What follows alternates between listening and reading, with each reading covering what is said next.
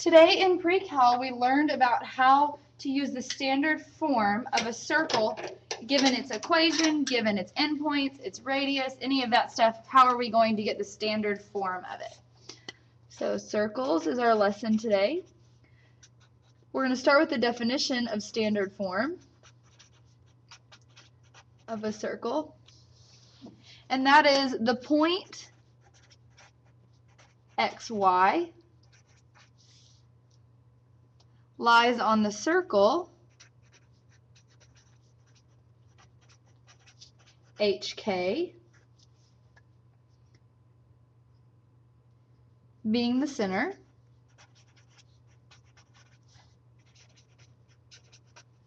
and with radius r. If and only if, that's those two f's. This is our equation, which is x minus h squared plus y minus k squared equals r squared. That'll be important for you to know. Notice here that the h and k are both naturally negative and here naturally positive. So when you start to extract them, be sure that you are watching out for your signs. The first example we want to do is if we have the point 3, 4 that lies on the circle and the center of -1, 2, and we want to know the equation. Okay, we have the center, we do not have the radius, but if we think about a circle with the center here and we have a point somewhere on the line, we have the center. If we could find that distance, we would know the radius. So we're going to use the distance formula. And so we have -1 minus 3 squared plus 2 minus 4 squared. -1 minus 3 is -4, squared is 16, plus 2 minus 4 is -2, squared is 4, and the distance is the square root of 20. Now we're going to replace h, k, and r in our original formula, and we'll be done.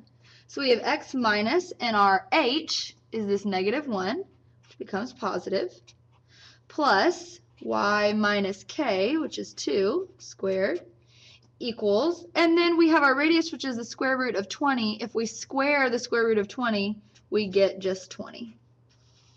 And that's our final answer. Let's look at some more examples. For instance, what do you do if you have two endpoints?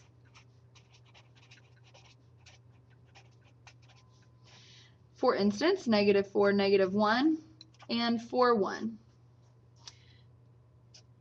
In this case, you have what would, if you use the distance formula first, you would find the diameter, and then you would need to cut that in half to get the radius, and use the midpoint formula to get the center.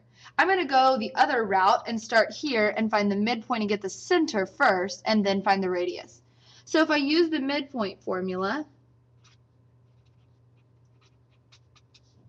then I've got -4 plus 4 divided by 2, comma -1 plus 1 divided by 2. And I find very quickly that my center is 0, 0. Now I just need to find my radius. So r equals the square root. And of course I can use either one of these points. I'm going to use the positives just because I imagine that's what you're more comfortable with. And when I do that, I have 4 squared plus 1 squared, which is the square root of 17. And now I can plug that in as well.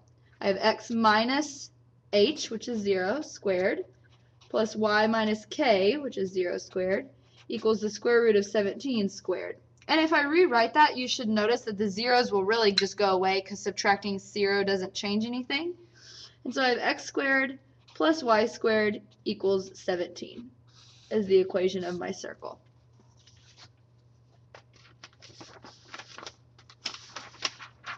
I have two more examples kind of going the other way. Example 3. We want to find the center and radius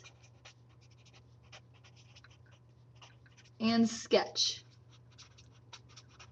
So if we're given x squared plus y squared equals 16, for example.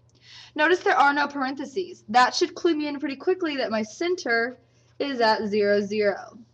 And then my radius is just whatever this is, take the square root because that's r squared. So the square root of 16 is 4, and I know that that's my radius. To draw that, I'm just going to plot my center and then go out 4 each way. And connect those dots to form a circle. Obviously you want the prettiest circle you can get, but if it's not perfect, that's not a huge deal. Let's look at one last example, number 4. And that is if I'm given this equation, x minus 1/2 squared plus y minus 1/2 squared equals 9/4. Let's extract all the info that we would need. For instance, the center, HK, the center comes from here. The h is 1/2. Remember I mentioned when we were doing the definition that it's the opposite of what you see because of the way the formula is written. So h is 1/2, k is also 1/2. When I take the radius, I take the square root of 9/4. So the square root of 9 is 3. The square root of 4 is 2, so my radius is 3/2. When I graph that, I'm just going to make my tick marks a little larger than normal so you can kind of see the halves. If this is 1 right here, half of that is here and here. And then if I have a radius of 3, I go out another 1.5 all the way around. And if I connect those, I've got a nice circle. Your assignment for this is A3. It was also Friday when we learned this lesson, so you should have turned in your warm-up. If you did not, please be sure you make that happen. Thanks.